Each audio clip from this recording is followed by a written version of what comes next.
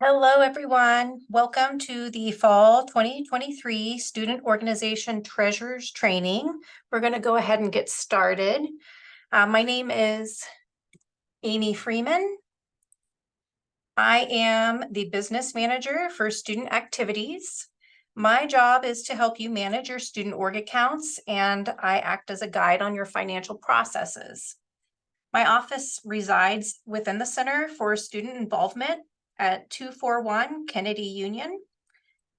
The CSI office hours are my working hours. I respond to emails during this time, and I try to reply during the same day, but generally a good rule of thumb is to give it 1 to 2 business days. Everyone here should be a treasurer or an officer affiliated with a student organization. This training will walk you through the most common financial activities of student orgs. This session is being recorded and will be uploaded to YouTube sometime next week. So if you need to look back over this training during the semester, it will be available. Keep an eye out for correspondence on when that happens. You should get an email or some kind of alert through 1850 when that's available.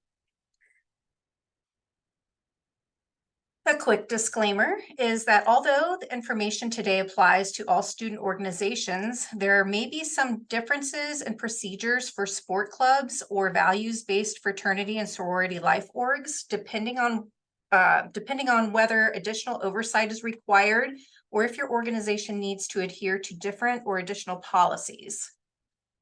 Evan Englander oversees the value-based fraternities and sororities, and Drew Salvador oversees sport clubs. This, for returning students, was formerly Maham Khan. Maham has moved on to try out some different opportunities, so now Drew is taking over. At any rate, be on the lookout for communications from either Evan or Drew about policies and procedures related to your organization. Additionally, CSI holds 2 president's meetings each semester that are presented by Morgan Miller. While I handle the financial activities of student organizations, Morgan oversees the other administrative functions of orgs geared towards the presidential duties. If you have any questions regarding event registrations, travel rosters, flyer approvals, things like that, please reach out to Morgan for direction. As of last night, both presidents' meetings have taken place, so if your organization missed those sessions, please reach out to Morgan about making it up, as that training is a requirement for each student organization. So before we dig in, we do have a good deal of information to cover today. If you have a question as we are moving along, please hold it until the end so we can get through the material. Hopefully during that time, I will have answered your question. I will leave some time for questions at the end. And also at the end, I will present a QR code that you will need to scan so that CSI can document your attendance today. And good news is I scheduled this meeting for 90 minutes. Previously, the in-person meeting lasted about an hour. So if we can stay on task here, we should be done in about an hour as well. After the training today, you should receive an email prompting you to provide some feedback on this training. If you have any requests on content to add or requests to mention some items that you feel were overlooked, or you have other ideas on topics for short how-to videos or anything of that nature, please take a moment to comment and fill out that form. Our goal is to prepare you for your role as a treasurer, so we welcome ideas on how to improve your experience.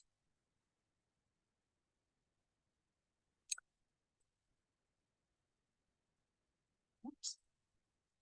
By the end of this training, you should be able to define student org accounts, understand your role as a treasurer, understand how to manage your student org money within 1850, learn how to make purchases and request reimbursements, understand how to deposit funds and accept donations.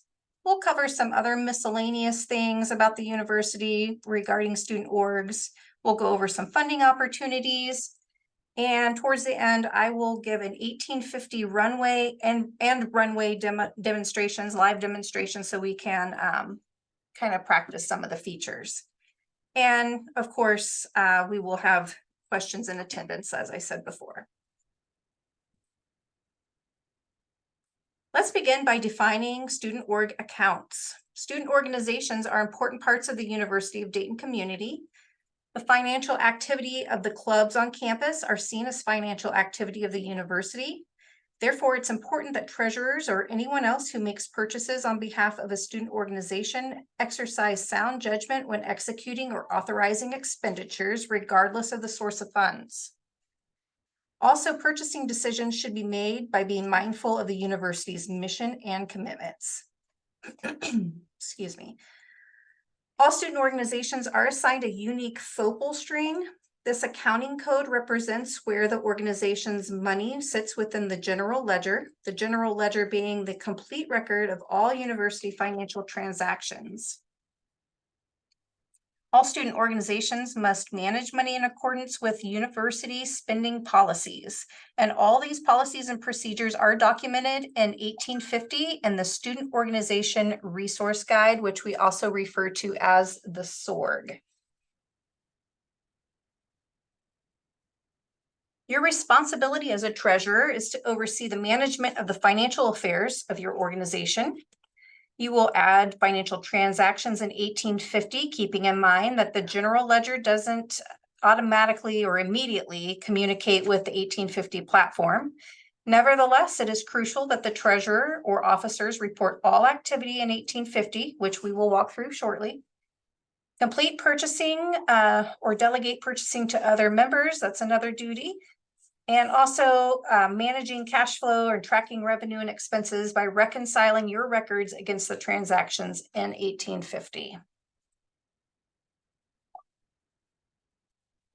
Managing your org finances is accomplished in a handful of ways. First, we have 1850. This platform defines and tracks your student org's members, events, and financial activity. You'll use 1850 to make requests to spend money, track your balances, and utilize a student organization financial management tool.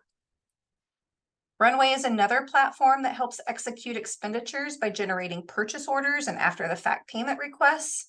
You'll use Runway to submit requisitions, and later 1850 is updated with the transaction detail. And the key word here is later. Transactions don't always show up immediately. And this is why we urge you to keep your own personal record of purchases to prevent overspending. Runway can also be used to process reimbursements for expenses made by students for their group, keeping in mind that the university does not reimburse for sales tax. The CSIP card is another purchasing option. The CSI office has 3 purchasing cards available on a first-come, first-served basis.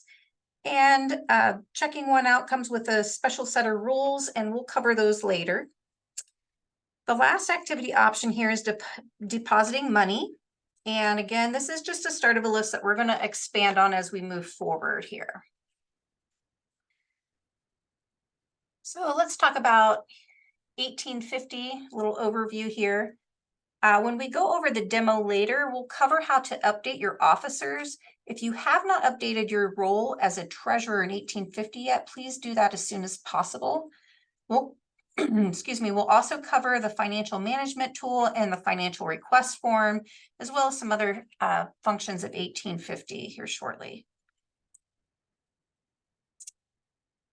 If you're not familiar yet, you can access 1850 at 1850.udayton.edu. This is your welcome page. I have a screenshot here. Again, this is where you will originate all of your financial requests. So I urge you to log on and spend some time getting acquainted with some of its functions. Just a little, let's go over this little homepage here, just so you can easily find things in the future. So we have this first box here are your announcements. The director will generally update this on a pretty regular basis. So this is where you can come check, see what's going on. Here's the SORG that I spoke about a couple slides ago. This is where you can click this link. It'll take you to the SORG. That's where your policies and procedures will be listed. Should you have a question? Then we have the financial management tool. It is accessible here on the home page. It's also going to be accessible within your groups page. I'll show you that here when we do the live demo. But the financial management tool is a guide for students. If you want to do a transaction and you're not sure how to initiate it, come to this tool and it will ask you some questions, and eventually it will narrow down and give you directions on almost every financial transaction that you'll need to do. And then down below, we've got some forms and how-to videos. The screenshot unfortunately cuts off a little bit. There are quite a few more, but again, go into 1850 and start tinkering around if you haven't already and get familiar with these functions.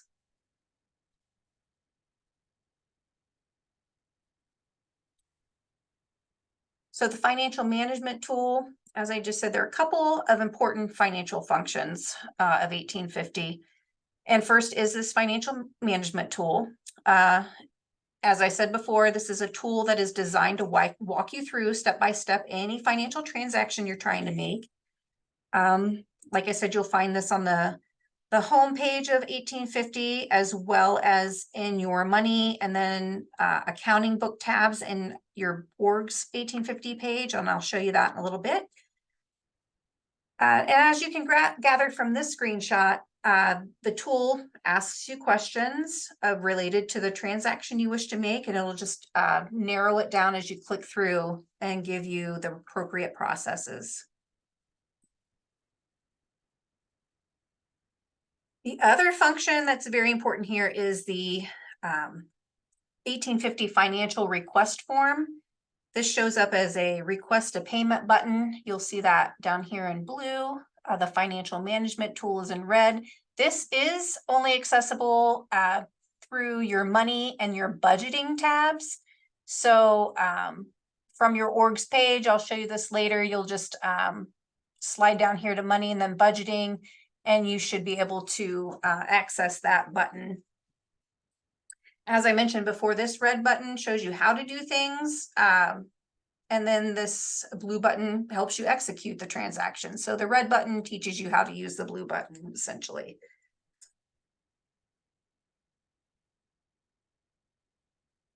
Oh, and one other thing, after you submit your request, which we'll walk through, it will show up in the CSI workflow where our staff, usually it's me, will communicate approvals, denials, and requests for corrections or more information. Typically, we try to work with you to approve requests rather than deny them. So, you know, all we want is for you guys to succeed. So we do our best to make things happen for you. So the FOPL, this isn't an acronym, stands for Fund, Organization, Account, Program, Activity, Location. This accounting string tells the accounting system how to allocate your revenue or expenses. For example, if you're trying to rent space on campus, facilities may ask what FOPL to charge the expense to. In that case, you would give them your FOPL string that is individual to your organization. Your group's FOPL can be found by using the 1850 financial management tool, and we'll cover that soon as well. Moving on to P cards. P cards are the most popular form of spending. The CSI office has 3 purchasing cards. We call them P cards. Some people will call them purchasing cards. Some people call them procurement cards. Essentially, it's a credit card. It's available for approved non-runway purchases. This comes in handy for in-store purchases or online purchases where no sales tax is applied.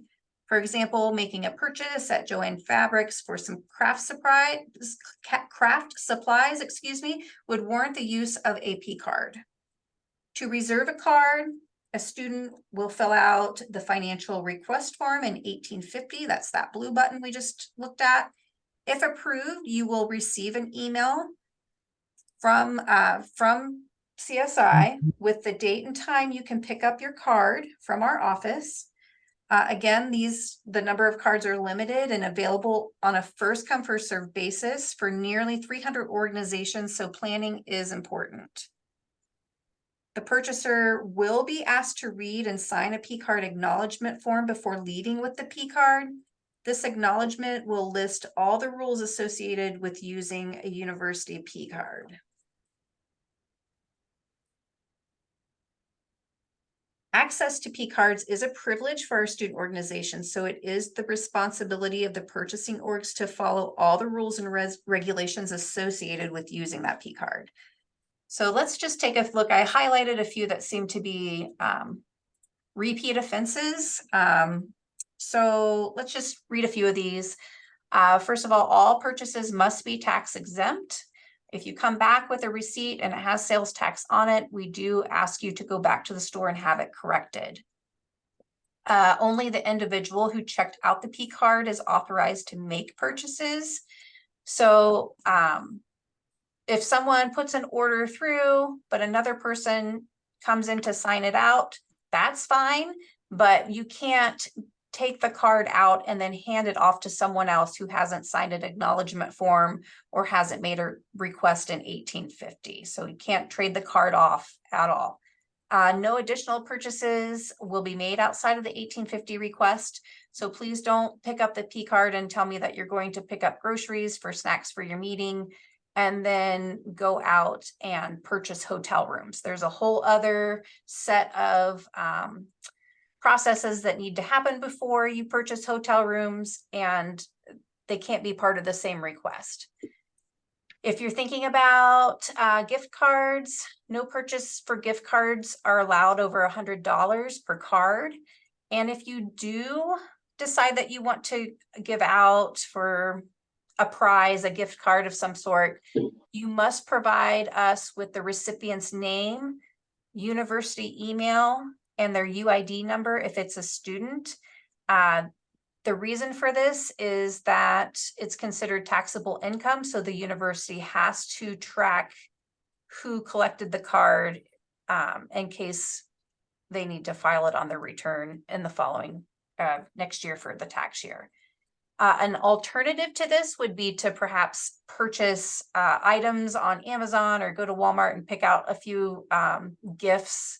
Then you won't have to go through the process of emailing and collecting information. So just keep that in mind. Purchases, we're not going to go over the Costco, but no catering is permitted on a P card. You must use America to Go, and I'll show you where the America to Go function is in Runway. But essentially things like Bill's Donuts or going to a restaurant that isn't in America to Go, you cannot use a P card to pay for any kind of catering. You can use a P card to purchase groceries, and you can make food or purchase snacks at the groceries to provide at your meeting or event, but you cannot go to a restaurant and pick up food and take it out. That's considered catering because you're bringing food back to the university or to a university event, and that is not permitted. You must use a vendor from America to Go, and there are several local restaurants listed in America to Go that you can choose from. And if you have any questions, you can always email me about that. Also, the original itemized tax exempt receipts should be submitted to the CSI office when returning your P card. And P cards are due back at 10 a.m. the following business day after checking it out, unless we have some other agreement in place. I try to be flexible when I can.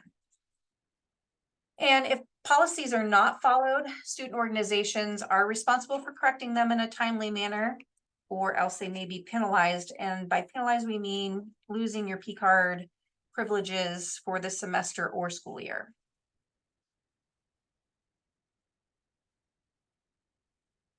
Moving on to Runway. Runway is the university's e-procurement site. This is where you can make purchases from approved vendors and suppliers. Through Runway Orgs can pay national dues, registration fees, request reimbursements, and make donations to external organizations. All students are assigned a shopper role. If you create a cart on behalf of your student org, you should assign your cart to me, Amy Freeman, or if you are a sport club, you will assign it to Drew Salvador. Logging in to Runway, you can start by going to Porches and then find the Runway option on the right-hand side. You can also access it by typing go.udayton.edu/runway into your browser.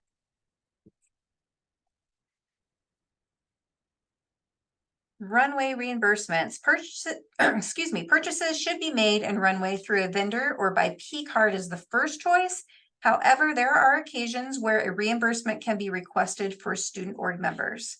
All non-travel reimbursements are processed in Runway, keeping in mind the following. Reimbursements will not be approved if they violate purchasing policy of the university.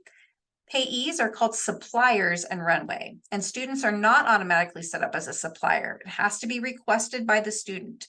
Students cannot process a reimbursement until they are set up as a supplier. If a student needs to be set up as a supplier, they can sign into Runway and select add a supplier, and I'll show you an example later of this. Then you'll just follow the prompts to complete the setup. It usually takes a few business days to complete, so it's usually fairly quick turnaround time, provided you have all the information in. Again, the financial management tool can walk you through this process if needed. And also, as a reminder, sales tax, again, is not a reimbursable expense. So if you submit a receipt with sales tax and Runway to accompany a reimbursement request, you will only be reimbursed for the subtotal or before tax amount.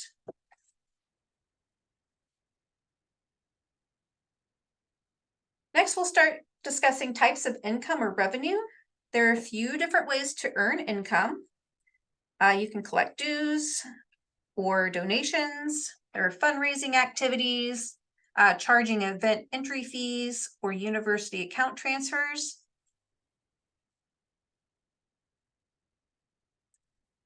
When it comes to donations, in order to give a receipt for a tax-deductible donation, those monies must be paid through university advancement. These can also be paid by check or credit card at go.udayton.edu/give. We just ask that you make sure your donors put your org's name in the comments so it gets allocated to you appropriately. Donations not requesting a tax deduction can be deposited directly into the student org funds. So for example, if your parents want to write you a $20 check for your org, that's great. You can bring it to CSI, we'll process it.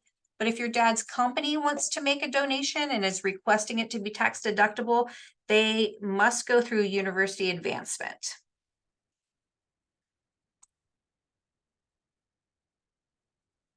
When it comes to fundraising, funds collected by your organization on behalf of another nonprofit organization should not be deposited.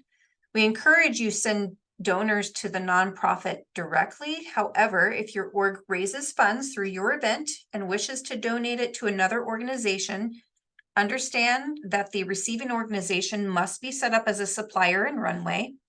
There must be an invoice to accompany the payment request, and sometimes you have to create one of those yourself, which generally students use Microsoft Office, Word. They have a bunch of templates for invoices, quick and easy. And as always, if you need any guidance, you can always reach out to me and I'll help you out. So all income that is generated should be deposited in your student org account within 2 days of collection. Cash or checks can be brought to the CSI office and KU 241. Again, this is for any kind of revenue, fundraising proceeds or whatnot.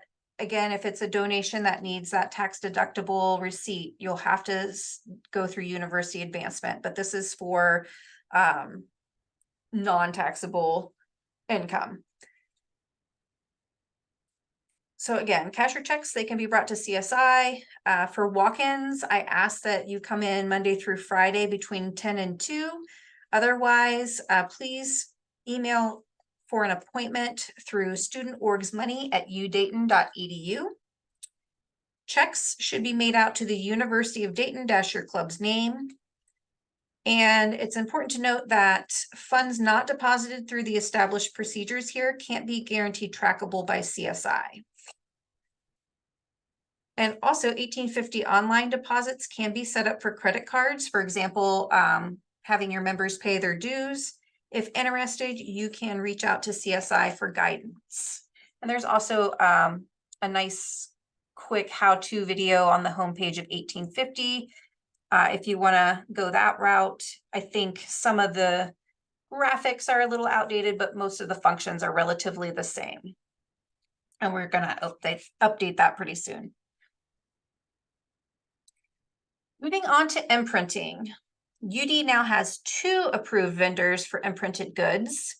It was formerly just 1, so we added a new one beginning this fall. If your group is interested in having t-shirts, sweatshirts, or any other apparel made, these are your 2 choices that you need to use. For OmniSource, you can visit promo.udayton.edu or contact Megan Works or Joanne Chang directly at OmniSource at the email addresses listed here. There is also a portal and runway that you can use as well, and I'll show you that when we get into the live demo.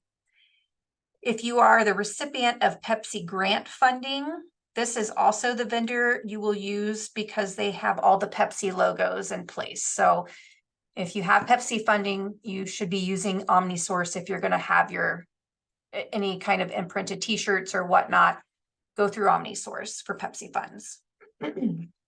University Tees is our newest vendor for imprinted goods.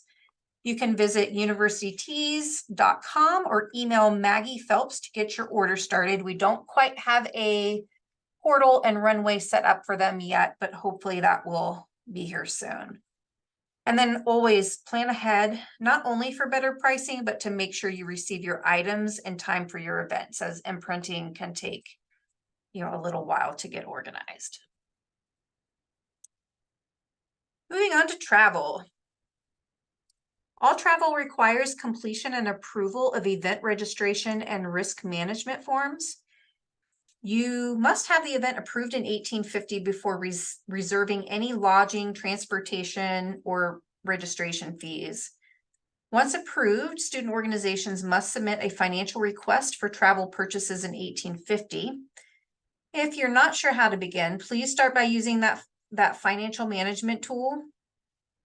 It will guide you through all the processes such as booking, lodging, and transportation. And a special note here, student organizations cannot travel with a P card to charge additional travel expenses, nor can they make a cash withdrawal from their org funds. Should a traveler incur expenses such as mileage or fuel, meals, and parking fees, they can request to be reimbursed through a travel expense reimbursement form, which is accessible through 1850, and it's in the financial request form. Original itemized receipts are required to be submitted with reimbursement requests. Screenshots or photos of receipts are no longer accepted by procurement, so PDF copies or hard copies only, please. And purchases must follow all university and CSI policies and guidelines. For example, alcohol is not permitted and you will not be reimbursed for that. Lodging and airfare. After receiving approval for your event, you can then proceed to booking your accommodations by using the financial management tool. It will guide you through that process of reserving your lodging or flights so that it registers in our workflow. For lodging, the tool will ask you to visit the hotel booking site. It's going to look much like an Expedia or Kayak or Travelocity. You'll enter in all your requested info and it'll give you a selection of hotels in the area you're looking to travel to. And once you select your stay, the P card, or I'm sorry, not the P card, but the request comes to me to complete the purchase with a CSI P card. Alternatively, you should contact CSI if you're receiving a block or discounted rate through the event sponsor. Obviously, that's going to be cheaper than the hotel booking site, so we just hook you up with a P card and let you make the purchase on your own. And there is in the purchase request form, that blue button, it also has an option for Airbnb or something along those lines that you can select as well. So you have hotels, Airbnb or Vrbo, or you can go directly through me with a P card. And for airfare, the financial management tool will ask that you find your own flights, your own preferred flights, and then you contact the CSI office at studentorgsmoney@udayton.edu with the pertinent information.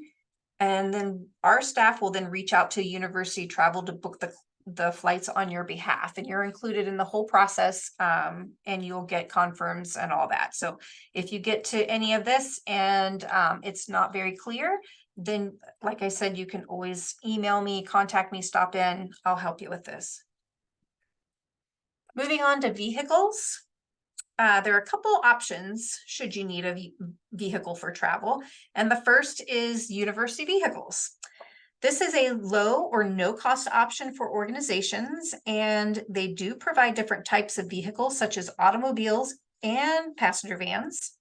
They also have gas cards that are provided with the university vehicle. This is nice so that you don't have to submit fuel receipts with a TER form when you return, or, so you have nothing out of pocket here. So that's a great perk. Quantity is limited, so planning is key. And there are 3 ways to reserve a UD vehicle.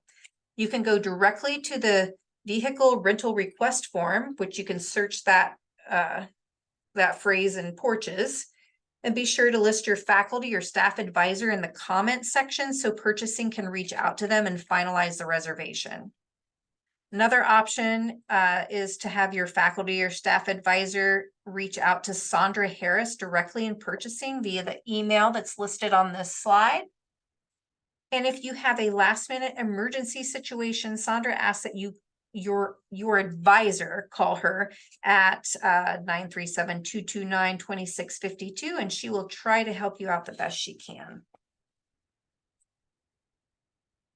All drivers must complete the UD driver certification, which I'll give you a little more info about on the next slide. But lastly, here we ask that you keep your vehicle tidy before you return it by removing all trash and just treating the vehicle kindly as you would treat your own.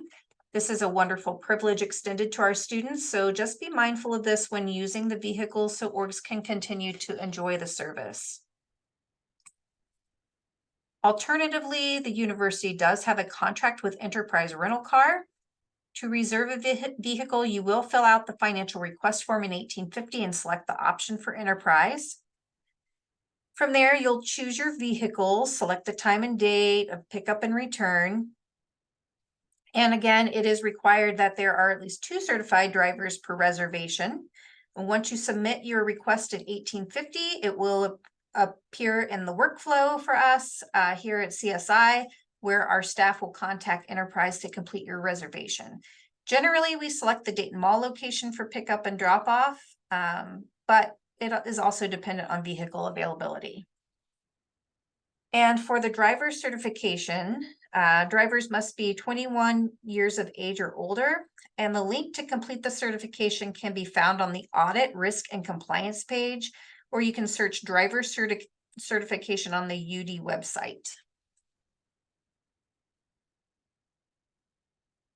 So some miscellaneous info here. We went over a little bit of tax exemption. University of Dayton is a 501c3 tax exempt organization. No purchases may have sales tax included, and all reimbursements should not include tax included. If it's on the receipt, your reimbursement will not include that sales tax except for in the case of fuel. And as said before, cash or gift cards greater than $1 are considered a gift and are taxable. Gift cards can't exceed $100 per card. And again, please email us with the name, email, and UID if it's a student of the recipient.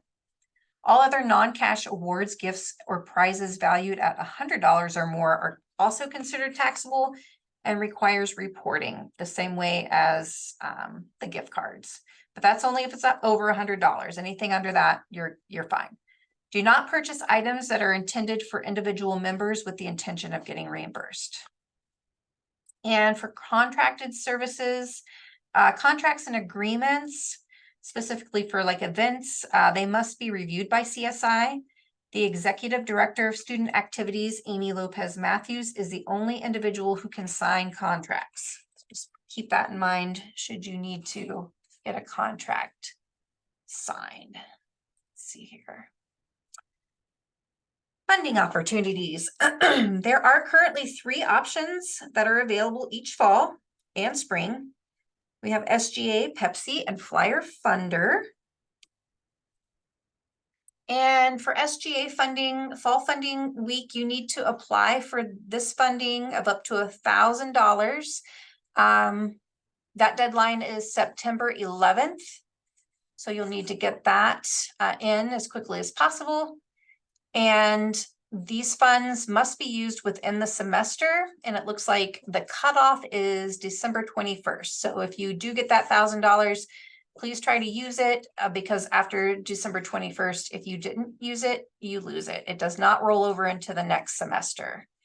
The special request funding, the period starts September 12th through April 8th. That's another $1,000 you can be eligible for. You must apply for the SGA fall funding first. And then there's also an opportunity for student engagement grants. That's $250 a year to individuals in your org. It can help pay for membership dues and such. And that I do not manage SGA funds. So if you do have questions, please reach out to SGA Finance at udayton.edu, or you can visit them down the hall from CSI and KU 206.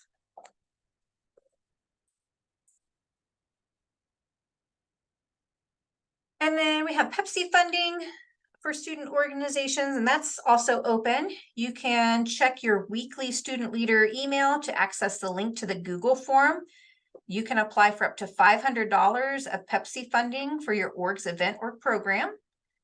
Please make sure if you're trying to access this application that you do so through your UD email, as accessing it through a personal link won't work.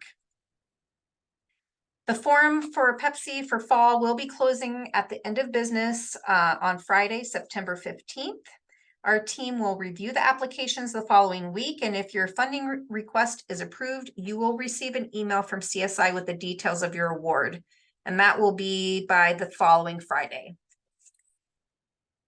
And like the SGA award, these funds do not roll over into next semester, so please use your funds by December 21st. And if you have any questions about that, I do manage the Pepsi funding. So just shoot an email to me personally, or you can email the student orgs money@udayton.edu account.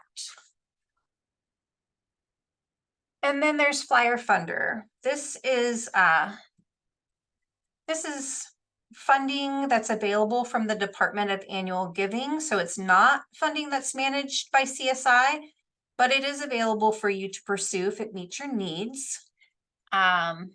They gave me a few slides here with a lot of information, but I think I'll cruise through here.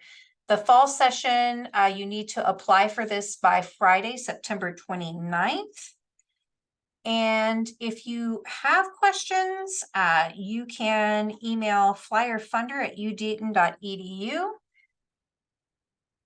And then here's the flyer that you may have seen up on campus. If you want to take a picture of this, I'll leave it up for a few seconds. More information in a short, condensed little form here. And then next, I'm going to go over the 1850 demo. Just a second here.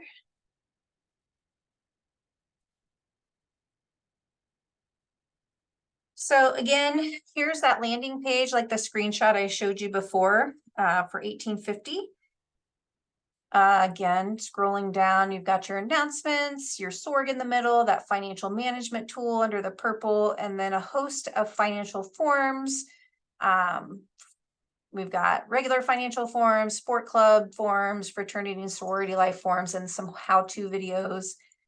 So if you want to take some time and look through that, get familiar with it.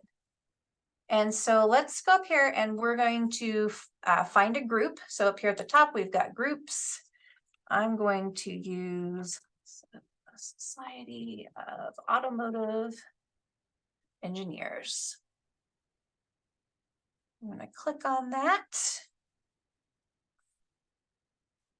And this is what your page should look like. You have all of your buttons on the left here, and then some of your most recent ones will be in the middle.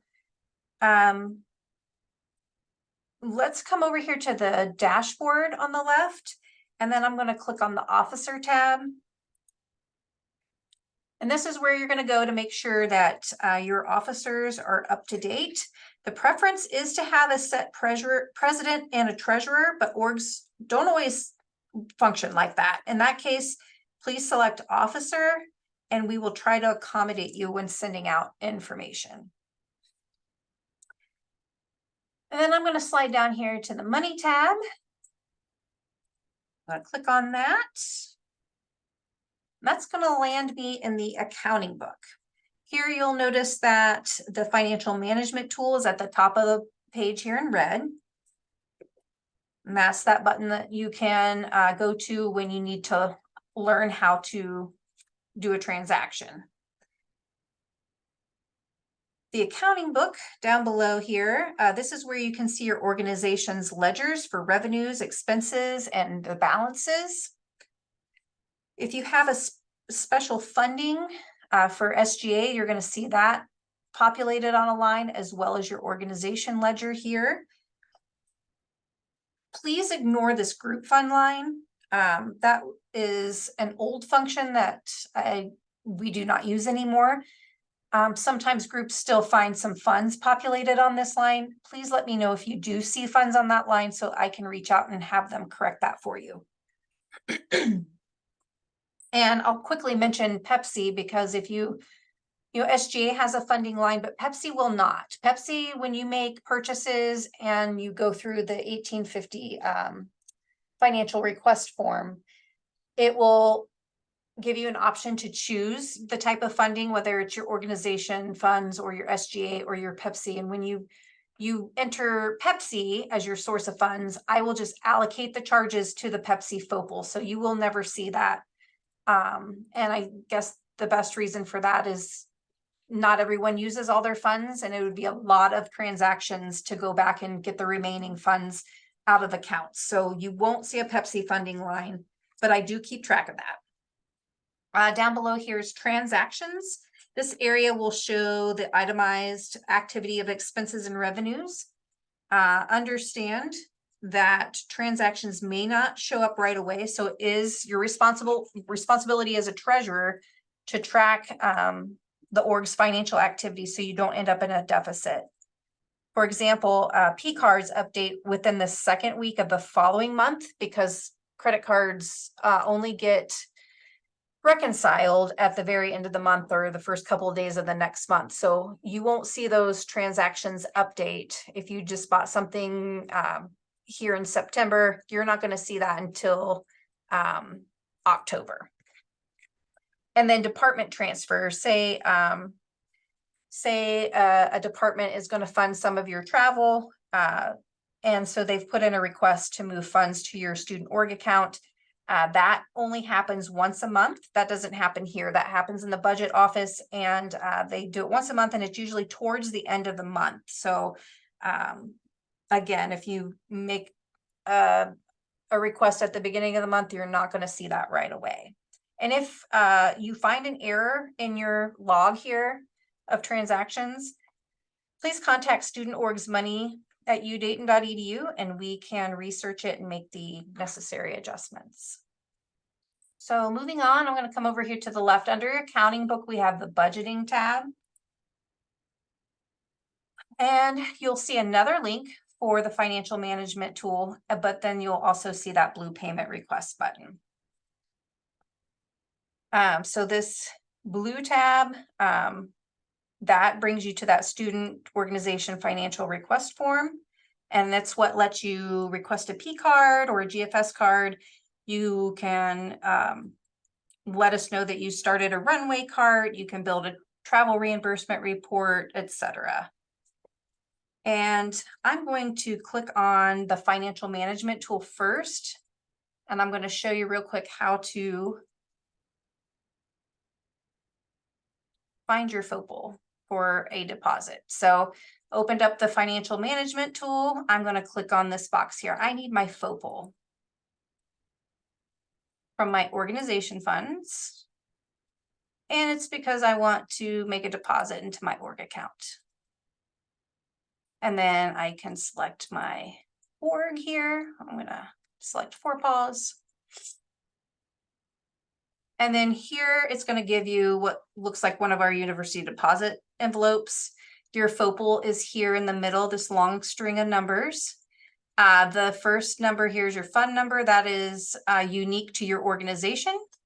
The second one, the org number, that lets me know if you're a student organization or are you a sport club, etc.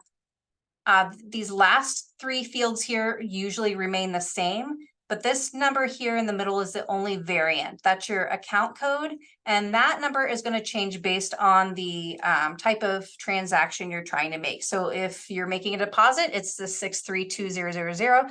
If you are expensing something for an event, that's going to be like an 800,000 number, etc. So, but Runway does a great job of helping you find the right accounting code. And if you're still not certain, don't worry, don't sweat it. I look at these. If I think there's a better code, I change it for you. So let's see here. And so now I'm going to go back to the beginning of this tool, and I'm going to demonstrate a reimbursement. So let's say I went to, or I had a member went to Kroger's to buy some refreshments for a meeting, and they have a receipt. They paid with their own personal credit card. They need a reimbursement. So I'm just going to start by answering these questions. So I want to request a reimbursement from my organization funds. Again, we're going to select a group. I'm going to confirm that FOPL. And now, which of the following tasks do I want to perform? I want a request reimbursement for other expenses, not travel. And so here's where the tool begins telling you how to complete this. Essentially, it's telling you you have to go to Runway and start a Runway cart. And it will show you how to check and make sure that the person asking for a reimbursement is a supplier. And if you click on it, it's going to show you how to go into Runway. Maybe it's running a little slow. It's going to show you how to go into Runway and find out if someone is a supplier. And if not, it will guide you through the process of requesting a new supplier. So you can have this going, the financial management tool, while you're working on your Runway form, and it'll walk you straight through it. So I'm going to get out of here, and I'm going to pretend that that individual was in Runway, and it's going to tell me, well, you need to complete an employee reimbursement form, even if it's a student, for reimbursement. And I'll say, show me. And this is where it's going to show you where to find your form on the homepage of Runway. Oh, it's acting so slow. I so apologize. And again, it's going to show you and talk you through how to do this. And then eventually it's going to show you how to enter your FOPL.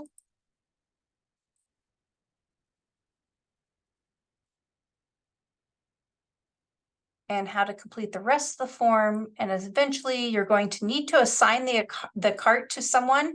And again, if it is a student organization, you can just assign the cart to me, search me by last and first name only, or it gets a little bogged down.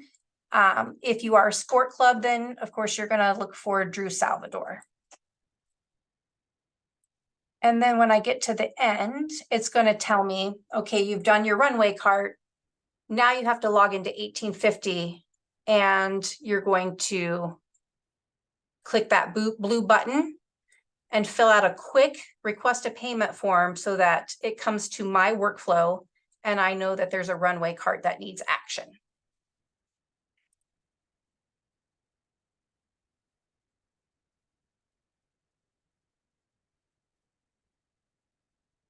All right, I'm trying to see here if I've missed anything before we go. Let's go into this blue tab.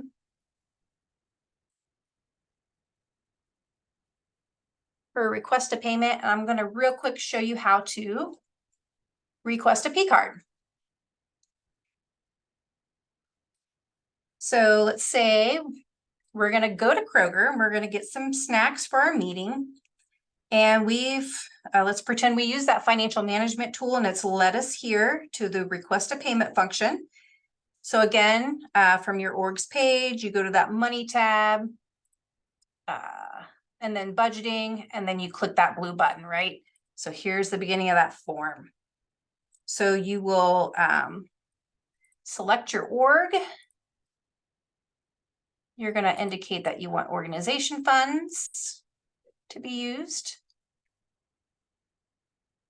And we're going to make a purchase. And I know we said we're not going to select food. We're going to go down here and just say other goods and supplies. Food would most likely, that's going to get you to like a America to Go prompt or catering, which we're just going to go to the grocery and we're going to use a P card.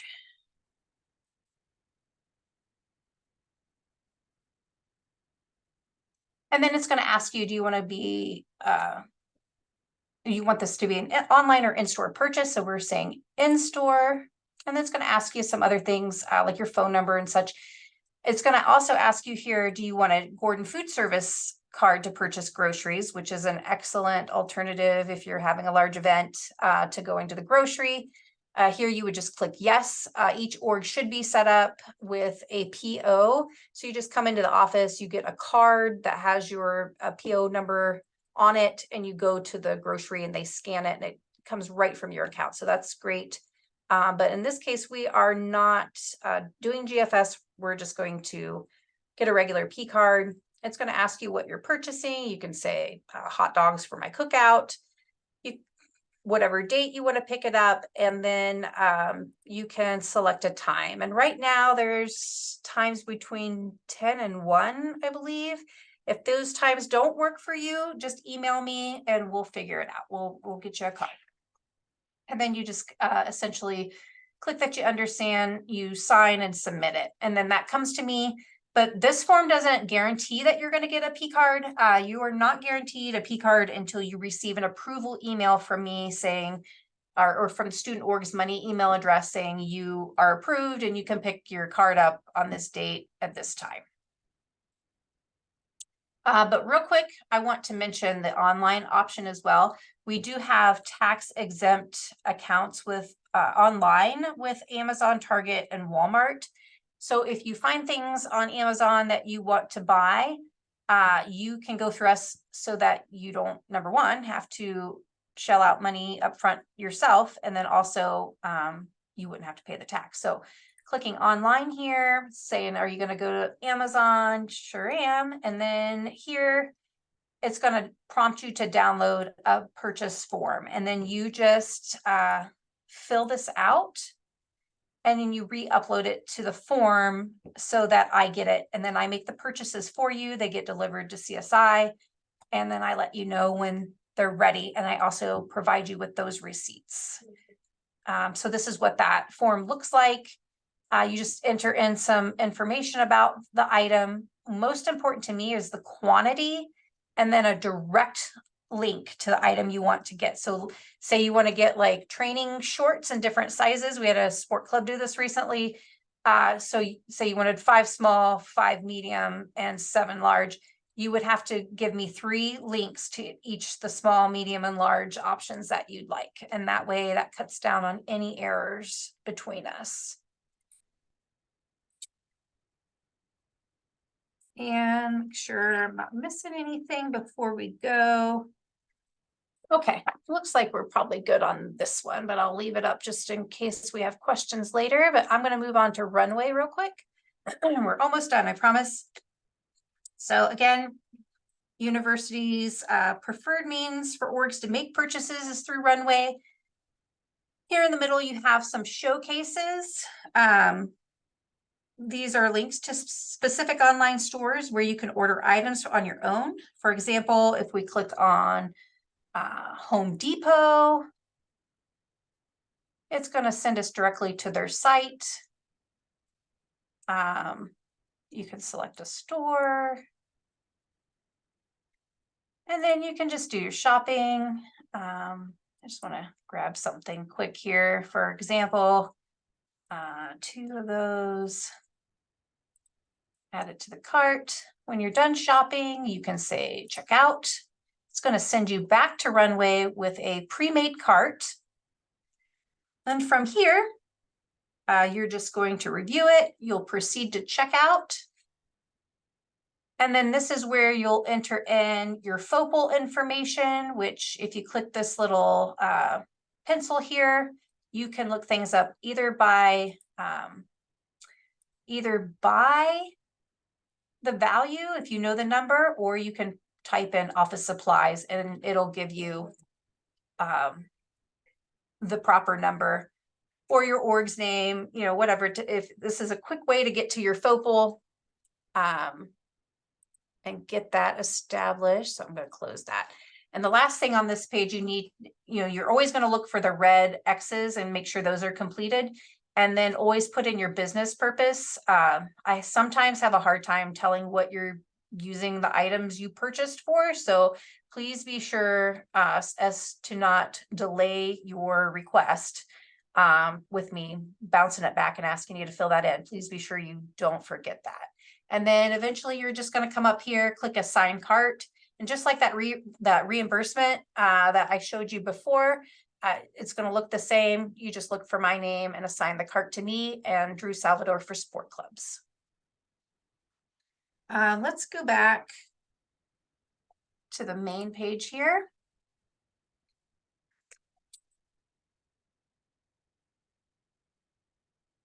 And I'm going to point out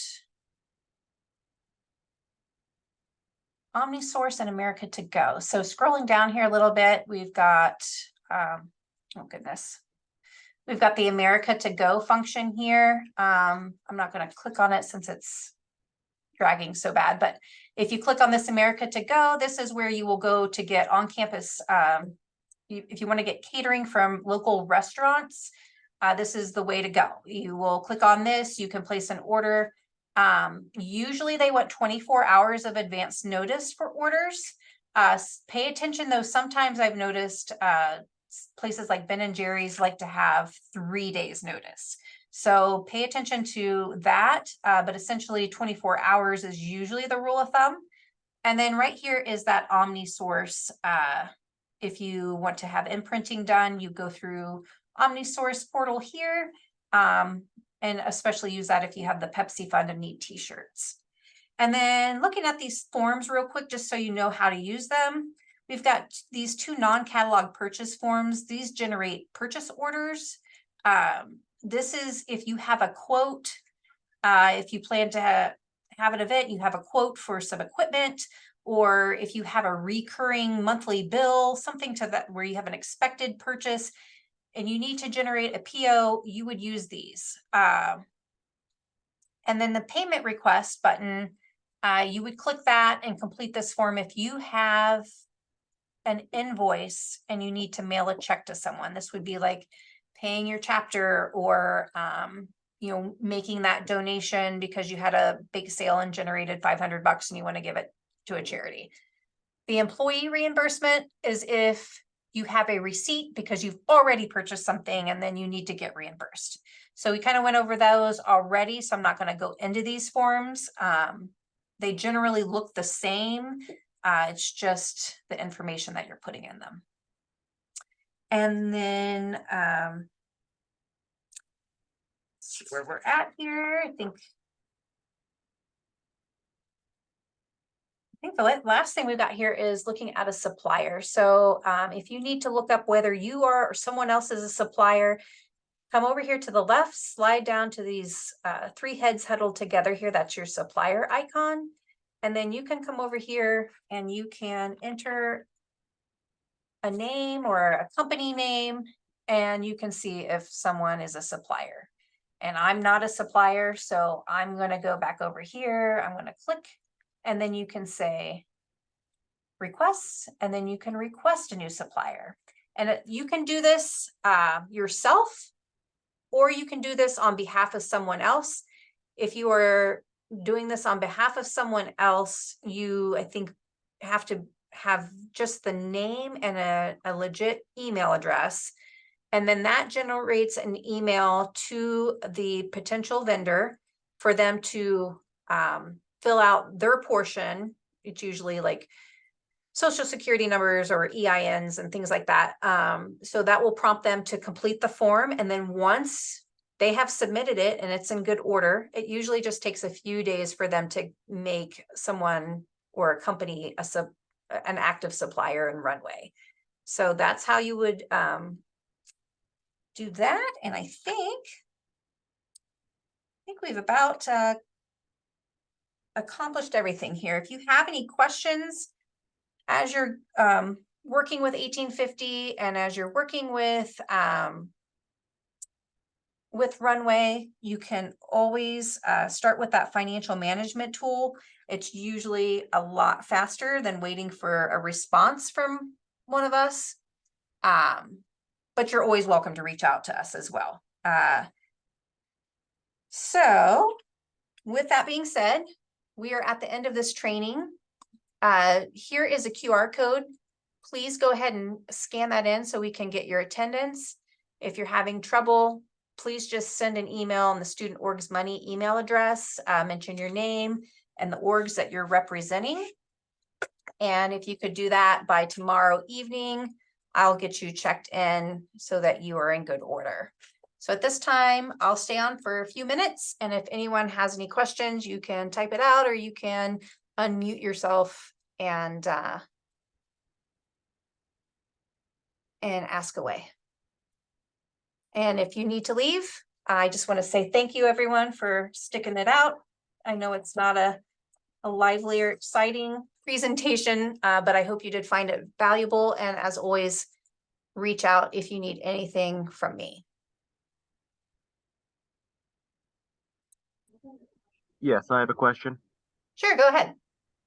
I'm sorry, how do we access the Runway site, like as a treasurer? As a treasurer, the Runway site, you can go to Porches. Do you know where, can you access Porches?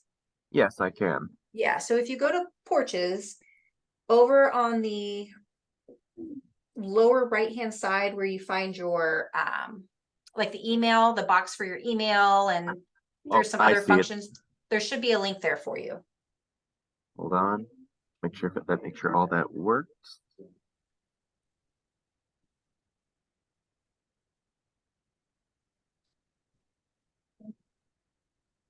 Okay, there it all is. Thank you very much. Oh yeah, you're welcome. You have a nice day. You too, thank you. Okay, let me look at this one in the comment here. When applying for SGA funding, is there funding needed for an event that is recurring on a weekly basis? Do we have to request funds for each day of that event? So I think that you can place it under one event, but I'm going to have you.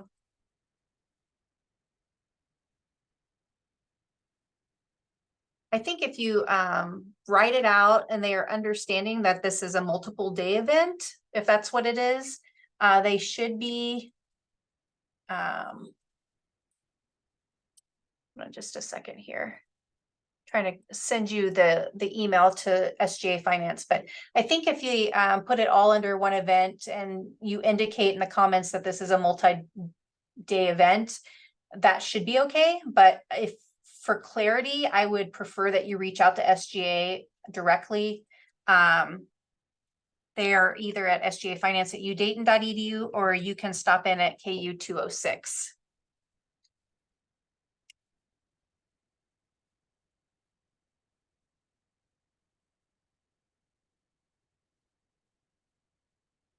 Said food wasn't allowed to be purchased with SGA funds. However, throughout the meeting, you mentioned buying food first. Yes. Okay. So SGA is totally different than organization funds. So SGA does not, they won't allow you to use their funds to purchase food, but you can with your organization funds. And you can with Pepsi funding. If you do get a Pepsi award, you are free to use that, although it has to be Pepsi drinks and snacks. So not as flexible, but more flexible than SGA funds. I hope that answers your question. You're welcome.